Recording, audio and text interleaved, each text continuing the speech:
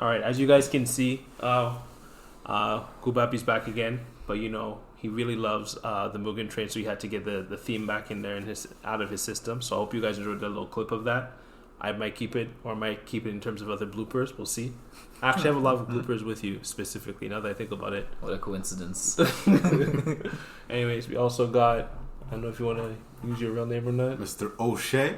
Okay, Mr. O'Shea. Mr. O. It's one word. Just like Laplace? Laplace? The one place? Oh, I don't know. Okay, side topic, but did you watch Gundam Unicorn? No, I did not. Okay, so there's a place, and it's where it has basically the human rights Charter code, of Rights. The Charter of Rights for space noids and Earthlings. And do you know what it's called? Laplace. Laplace, okay. One word. I know there's an OST song. It's Exactly, Laplace. And now I was talking with Gabe, and I'm like, that's the place in French. Yeah. Yeah, that's it. But I know Japan thought they were clever, like Laplace. I didn't even realize. I'm like, that's the place. That's all you guys are saying. You know what I wonder? What? Maybe in the movie for the French dub, is it called The Place? one word, cap lock. So like, what? Isn't that Laplace? Oh, wow. Right? But anyway, so we're talking about like Demon Slayer, the Mugen Train specifically. We all watched it at different times. It broke a lot of box office records in terms of like just globally, in spite of the pandemic. And yeah, I just really want to talk about that. I know you have a lot to say about it, Kubabi, especially since Rengoku. Actually, before we get into like everything with regards to the art, I noticed you really made some really good points in terms of creating, showing some similarities between Rengoku and Spider-Man, who is one of your favorite superheroes. Oh, okay. Yeah, specifically because Rengoku, there's a line that he said that he was taught by his mom, that is the duty of the strong to protect the weak, which the way I took that is more like, if you have the power, it's a responsibility to help those who don't. AKA? Great power comes great responsibility. Oh, you guys didn't say, did you? Anyways, go on. So I think it's like a bit far of a stretch, but I found there's like a little similar dynamic between the two. But for sure, similarities kind of end there. I just found it was just with that line. Okay. Yeah. So like Rengoku obviously is not my favorite character. It's not terribly in line with my personality. My two favorite characters are actually Zenitsu and Tanjiro. Both like very hardworking characters. I really definitely resonate with Tanjiro, especially with his sense of.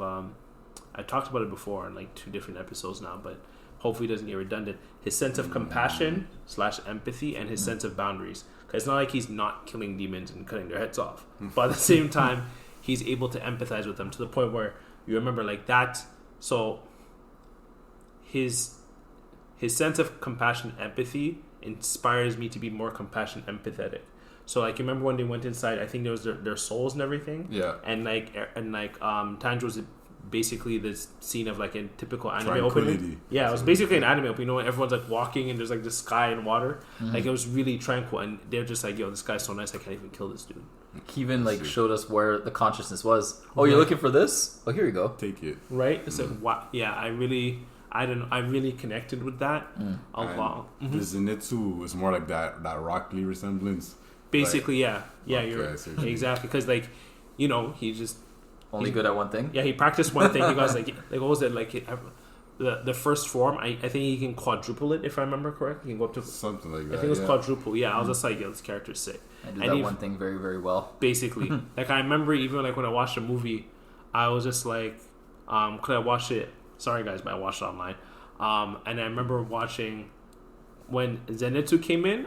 I ran that like 4 times. I was like, actually, when he first did it, I was like, bruh, and I left. Yo, when the whole train lit up, I was like, here we go. He's asleep. It's about to happen. I was like, oh, and then I was like, oh, I thought he wasn't gonna talk. And he's like, Nezuko, I'll protect. I was like, I'm done. Yo, we simping like that? Yeah, bro. So yeah, no, like I like that in terms of both characters. Even Tanjiro, like, he has a very hardworking ethic too, right? So I really connected with both characters on that. Like, I can't pick one or the other. They're both sick to me. I don't know if there's any characters, any parts in terms of the movie that like really connected with you. My favorite character is in the movie itself is Rengoku, just because the way he played his part so well, it's so impactful. Like at the end of the movie, just like you can't not like it. You can't. It's funny because like the movie is basically like what, 2 episodes maybe.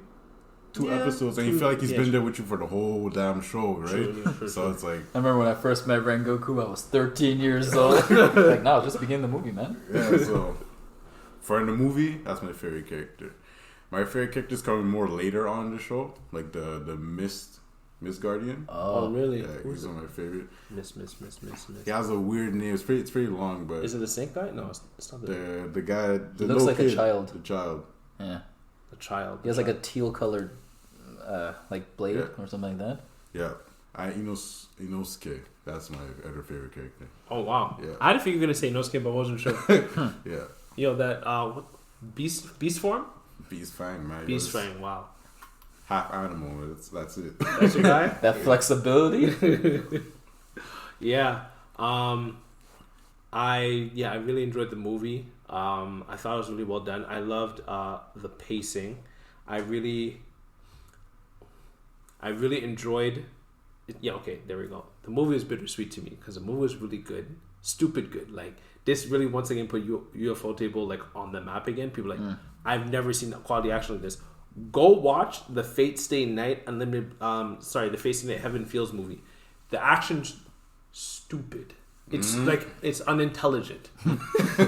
You become I couldn't read after. My ability to process literature declines. They fried my processor. Basically, like it was crazy. Especially like I think it was like Ryder versus Saber like third round. Bruh, yo, I think that's in the top cleanest fight scenes ever. And along with Saber versus Hercules. Yeah, that was. And by the way, I wanted to put this. Do you remember I keep making fun of the show for like every time there's a nuclear explosion, no one addresses it? Actually, I can't remember which Fate series I was watching. So every time like those nuclear explosions happen, they're like, yeah, a gas pipe blew. That's a lot of gas pipe. If you go back to it again, every time those big fights happen, they're like, yeah, a gas pipe blew in the Shinto temple. I'm like, that's not a gas pipe. How do you... That was a nuclear explosion. There's a lot of gas. Yeah, I was like, yo, it's ridiculous. But put them on the map, like Akaza versus Rengoku. But yeah, it was bittersweet because like Rengoku died, man. Yep, that he did. I know you were saying when you and I were talking about it. You were talking about as much as like it would have been cool for him to survive. You said like it would have really damaged the movie. I wasn't crying. You was. That's all I say. Yeah, no, I agree. Specifically because I found Rengoku. He established so much in the little time that he was there, just by his sheer presence. Because up until let's say the movie, we saw like Tanjiro learning his new abilities and how strong he was becoming. But Hashira training. Exactly. So we didn't know to what level he can grow to. And the movie did a good job of showing Rengoku's power. Like this is how strong Tanjiro might become. Okay, and even the fact that he was the Flame Hashira, which is like close to his abilities. Fire, yeah. It really showed like the gap of like what you have to look forward to. Like when we watch Hero Academia, it starts off like with All Might. It's like wow, All for One. Like he seems super powerful, and then Midoriya gets All for One, and then wait, I say All for One. One for all. One for all, my bad. And then you see him slowly grow. He can eventually get to that. I found like that to be very similar. Kind of like, sorry to jump in, kind of like Guy, Minato, and Itachi for Rock Lee, Naruto, and Sasuke. Exactly. So it just really goes to show like, okay, cool. We have a lot to look forward to. Like they're going to learn new abilities to become so much stronger. And then fight against the demon. Rengoku on top of that dies and he's not even fighting the strongest. Yeah. Which really puts things into perspective. To know that they're going to really have to surpass Rengoku's level if they want to stand a chance. And I find that's very important in the show because you need to know that how far the characters are going to have to go to achieve to become the main characters. Exactly. The power scaling. There all needs to be a power scale, and then the movie did a good job of showing that these guys are not ready for what they're supposed to face. Exactly. And even the other pillars, when they heard that Rengoku died, they're like, Rengoku died? So they're not like, yeah, they were shook from that. I remember that. Yeah, so like everyone's like, we're in danger. We need more help. We need backup. We need to work harder. So I find it's really important. They did a good job with that. They really sets the pace for a second season because now fighting the other pillars with Hashiro's getting into the action, you can tell it's not going to be like Hashiro's are just going to stomp everything out. And I find if Rengoku lived, it would have maybe, like, I wouldn't have taken the demons as seriously. Like, the demon, he lived and he got away. So it just goes to show, like, the stakes are there. People can die. Yeah. And it makes the anime just that much more impressive. Because, you know, the generic anime is like, oh, it's okay. The heroes are going to be strong. They're going to struggle, might get mutilated, but they will prevail. Like Fairy Tail, for example. Like Fairy. That's a good example. That's a you show. guys want to speak on that? Because I haven't gone to Fairy Tail. Okay, well, just to go quickly, in Fairy Tail, the problem I had with it, there's never really been stakes really. It's always like Natsu, for example. He always gets this random power buff for no reason. And he's never really like... Is it thanks to Power Friendship? Yeah, there's a lot of that too. Which is not my favorite thing. But that's why the main reason like I stopped watching Fairy Tail, because it's always like ass pulls like that. It's always, same. It's always, oh, well, he's going to get this power. Oh, I'm going to give you that. Oh, he gains this. Never really worked hard for anything. So, my personal opinion, and Demon Slayer did not do that, so I appreciate that for... Yeah. So, it served a lot, and it just helps set the pace for, like, the upcoming season. Because now we have something to look forward to, and we know, like, not everyone might live, you know, and there's so many more, like, it That's just true. also, like, tells you how strong Muzan is in comparison. True. Well, not how strong, but he's just that much stronger. True, because we never seen him fight other than, like, when he wiped out the lower ranks. Yeah. At the end of season 1. What did I want to say? I don't want to lose my train of thought. Oh yeah, so this is my one thing in Demon Slayer. You guys, I know you read the manga. I don't know if you read the manga. Yes. Okay, so you guys can tell me. You guys can confirm or not. I don't feel like they fully have made use of Inosuke as compared to Tanjiro and Zenitsu up to this point. He gets his time to shine. Yeah. He gets his time But to I'm shine. not wrong in terms of, like, up to this point, Yes. he's been underutilized. He's just that, like, oh, I want to fight everything crazy character right now. But he gets his time to shine. At the end of the day, like, unfortunately, I find Inosuke, he is a secondary character, and it shows he's a secondary character. I'm just comparing it to Zenitsu. That's why I said that, because Zenitsu has had a lot of time. Like, every time Zenitsu's on screen and he has his hand on his sword, you know it's gonna be crazy. And on top of that, he has had, like, a little bit of background ness when they explain, like, you know, why do you learn to 1 ability and all that stuff. Inosuke's time will come later on. Okay, yeah, that's the one thing I've been wondering about. I'm like, yo, this guy has been he's very likable, but I'm like, he hasn't really been, like, optimally used compared to, like, Zenitsu, who's just like, from his first fight scene, he's been a scene stealer. Yeah, and a fan favorite. So. Basically, yeah, he's just like, yo, he's asleep. Oh man, you know something's coming, right? What's it called? What is it called when you sleepwalk? It's like not sleep apnea, is it? I can't remember. I can't remember. Technical term for it. Yeah, I can't remember what it's called. But anyways, that maybe we might write that somewhere. The other thing was, I don't know how to word it, but. Yeah, there we go. I felt like Rengoku lost, but he wasn't defeated. Does that make sense? In a sense of, like, he was still... Because, like, first of all, in my opinion, Akaza gave up. He gave up because he didn't want to face his son. He actually ended up cutting off his own arms. Because, what's it called? Let's really call it what it is. Rengoku pulled off a Rorschach. He's like... I'm not stuck in here with you. You're stuck in here with me. But to be fair on that point, is like, I guess he had no choice to run because he can't live in the sun. So it's like, I say that because he was saying, like, you should be a demon, you'll be better off. So it's like, would he be better off if you're running away like that? Like, that's just the right thing. I mean, I'm like, I don't know how to word it, but I feel like as much as Rengoku lost the fight, he wasn't defeated. It was more so like Akaza who was defeated because he's the one who actually surrendered. Rengoku did not give up until he, like, died. And, like, if it weren't for, like, the fact of the matter is that, yeah, because I was constantly telling him, like, you should become a demon. But let's say he was a demon, then he would have had to flee that fight, right? And ultimately, it was the fact that he was a demon that made him flee, right? Exactly. So it's telling you, that, like, you should get this ability, But at the end of the fight, you had to run because of said ability. So ultimately, like, is it really worth being a demon? And as Rengoku puts it, like, there's there's a lot of emphasis on immortality. Like, oh, you'll just live forever, you get to train forever. But I don't remember specifically what he said. But he said, like, it's not the fact, that you can live forever that's important.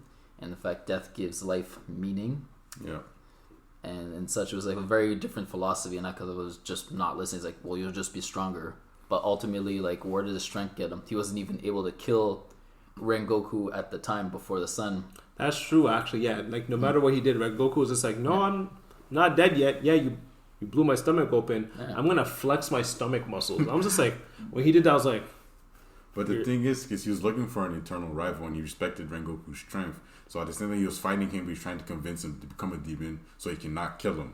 But even at the fight, they were fighting on par for what the movie has showed us. No, go on. I had another point. And it's like, I lost my train of thought there. But so I was saying they were fighting on par that situation. And yeah, Rengoku did not lose technically because they didn't fight like hand to hand. They fought toe to toe. And sadly, he died because his body gave up because he's human. So if you compare their strength as like his life as he lived as a human, for him, he lived like how many years? 10,000s of years. He's been fighting constantly, and he's only been alive for what he's like 20, given 20. So like from his lifespan, he outmatched Akaza by a whole bunch. That's true. And one very important thing is that Rengoku's mission was not necessarily to defeat I was going to say that. That was my next point. Remember, his duty was like, there's no one that's going to die, and that's what's going to happen. Like, he didn't specifically say, like, no one's going to die, I'm going to defeat this demon. It's like, no one's going to die, period. And he forced him to flee, because let's say he flat out got defeated, Akaza just would have wiped out the rest of the demon. There's nothing that any of them could have done. Exactly. So he held him off for so long that he had to flee, and as a result, no one died. Yeah, that's exactly what that's kind of what I was getting at. So yeah, one, Rengoku was in his own way holding back two in the fight because he was trying to protect others, and then two, he ended up, how would I word it, sticking to his word in a sense of no one died. Yeah, I didn't beat you, but no one died. So I feel like ultimately, really, as much as Rengoku died, he was the winner in that fight. He completed his mission. Exactly. Yeah, that was his goal. His responsibility. Exactly. And like, the only reason that Akaza survived was because he was just like, I'm going to retreat. I'm not going to essentially die a warrior's death, quote unquote. I really found it really interesting. You were kind of just talking about it, but just the concept of accepting the ebbs and flow of life and death, and understanding like everyone has their rise, that they have their peak, and then they also have essentially their decline in life. And how essentially the demon's aim, I won't spoil it because I know some of the stuff in the manga. He's not the only demon. There's one other that's higher than him who also became a demon to, what's what I'm looking for? Break the natural flow of life. And as much as that's true, like, I'm trying to find my words. It doesn't work. Yeah. And I really found that interesting in a sense of, I don't know who just said that just now, but like, it was you, Oshay. Mr. O. Just talking about how, Akaza has been around for like a century, and like Rengoku was around for 20 years, and he's been able to match into that level. So I don't even know, like, is that even worth it at that point? And even if it was, kind of like what you were saying too, there is a sort of drawbacks to each. Sorry, you wanted to say something? So I find interesting there is like how humans evolve in a sense. Because you can be here for so long, but there's always be someone that's going to come and surpass what you've done regardless. True. Because always, this evolution, there's always going to be somebody else. So someone's going to come and prevail. That Gurren Lagann? Yeah. And that's kind of going back on what Gubabi was saying, in a sense of like how his death is going to inspire everyone to work even harder to surpass him. And then it's also making me think back to the ebbs and flow of life and just what it means to be human, because I'm thinking of even Tanjiro's fight with the I think that guy was a lower half, or was he upper half? He was a lower half, right?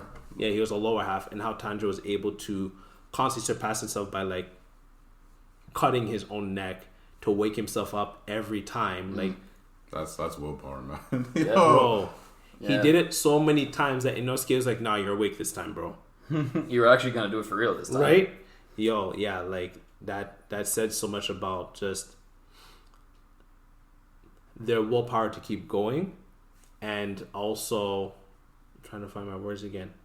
I'm trying to remember like the whole movie, And I also wanted to specifically talk about Tanjiro's fight against that guy and his ability to just wake up from his perfect life and come back into what reality is and actually accept his, kind of going back on the episode we did before, but dealing with his broken lightsaber. All right.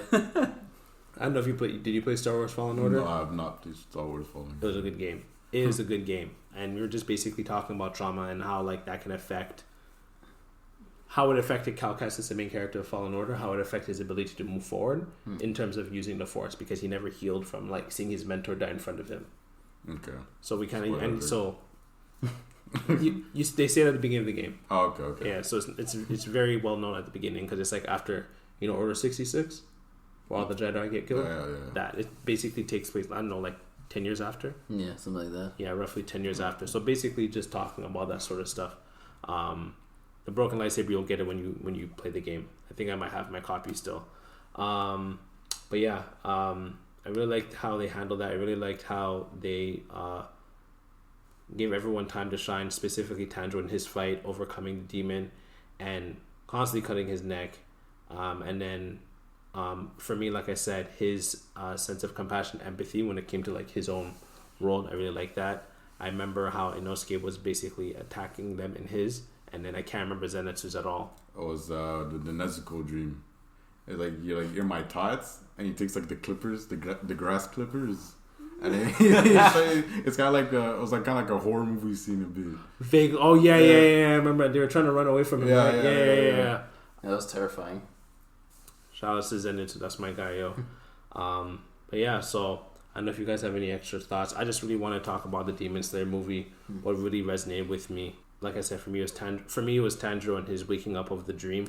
Also, shout out to Rengoku once again being in the dream. And I think they tried to. What did they try to do to him? Okay. When they were getting close to like his subconscious, the thing they had to break. Yeah. As soon as it sensed there was like ill intent, like he reacted physically and started strangling the person. Yeah. Saying his will to live was just way too strong, and even in that realm, it was like hot. Right, I remember that. Yeah. Also, those were normal children, right? Yeah, pretty much. Because they were like pale and deathly looking. That's why I was just like, and also they were sickly children. Yeah, and I'm like, why would you? For me, I was like, because I guess I was rationalizing too much. But I'm like, they look like if assuming you're real children, you're real normal children. You do realize it's a very bad demon person, right? And these are the people that would save you, and you're going to harm them by entering their dreams. Okay, good talk. You thought? Did you really think this deal that you made with this super evil demon was going to work out for you? But they're manipulative. They're little kids, right? So. I guess, yeah. It was like a situation like, well, if you don't do it, then you will probably die. Yeah. And the Demon Slayers were already asleep anyway. Can't be like, fair. Yo, can you save me? Like, what did I tell you? I'm like, take your life. True. But I would have done it. I'm like, yo, I'm gonna die. I'm gonna die. You gonna die? What's it called? If he dies, he dies. Yeah. But Rocky, yo. I got one big thing to say, Rengoku. I want to compare it to another anime character. I found he was very similar in a sense to Kamina from Gurren Lagann. In a sense, like his role in the series to serve as like a mentor to the main character, show him the potential. Except for Kamina, just didn't have any powers, but he just served to show like this is how you. The need powers to do in his glasses, by the way. But go on. Right, so that's true. Like how'd that stay on his face? But he stood there to say. What he stood for was simply to say, like, if you put your mind to it, you can. And he died on his feet, too, which he was taken very, very early in the series, which was very surprising. But it led to Simon really growing up and embodying his ideals, which probably will happen similarly to Tanjiro.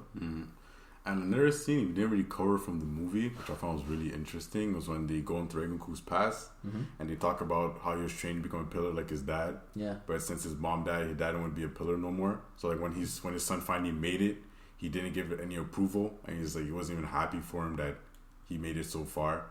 And his dad just ignored him completely. That wasn't in the movie? Yeah, that was in the movie. And it was in the movie? Yeah, and then he still continued to do what he had to do, and he's like. And his little brother. True, his dad he kept going to his dad. He's like, we were on the mission, we came back. His dad never looked at him. Yeah. I remember that, yeah. And then his little brother, like, he looked up to him and his dad. And he told his little brother, it's like, just what you do, just be a genuine person in life. You don't have to be the greatest or whatever. Just live an honest life. I thought it was pretty cool because even though he might be hurting or something, he still took the role as the big brother, and he says he still tried to be an inspiring person because to his little brother's eyes was somebody that like And he always maintained. He always kept that, as I love to put it, he kept that same energy even when he was with Tanjiro and the others. Like they're just like, yo, this guy's so cool. How can I be like this guy? Yeah. So that was a good scene too. That's true. I actually forgot about that one. So then when he died, even like damn, you felt even more. It was like he was just a good dude, right? Like you're just a character that like you couldn't. I was talking about that in terms of the characters that we like, but he was just such a likable character. Because I was talking with Gubab about this in a sense of like, if my character is not the main character, they don't die. They just get written off the story. Justin Law. Do you remember who Justin Law is? From Soul Eater. Do Yeah. you remember what he did? Do you remember what he did after Remember his his powers? powers? Exactly. Rock Lee? It doesn't exist. Yeah, that's what happens to my character. You don't They necessarily fade die. into obscurity. Exactly. His characters die. Kamina, Rengoku. What else is there? I think there's others. Yeah, there's another character that like died somewhat early on. Can't think of it, but there's other examples. Exactly. So for me, my characters get written out the story. It's like you're not important. So basically, well, you served your role. That was. But I have these really cool powers. I just got my power up. Yeah, that's cool. You go over there now. Right. Maybe you'll come back in season 2. So yeah. Anyways, that's pretty much it in terms of Demon Slayer. The movie, it was really well done. I'm gonna watch it again potentially. Like I said, unfortunately, as much as none of us want Rengoku die, he definitely served his purpose in terms of moving the plot forward much more. The show's really well done. The action's crazy. You guys, if you haven't seen it, go watch it. Ideally in theaters. Don't be like me. Don't be a horrible person. And yeah, I don't know if you guys have any closing thoughts. We good. I think all is was said that needed to be said. All right. Black Nerd Talks, we out. If you guys enjoyed this conversation on Mugen Train. I could call it Infinity Train, but I'm a weeb. I'm not going to do that.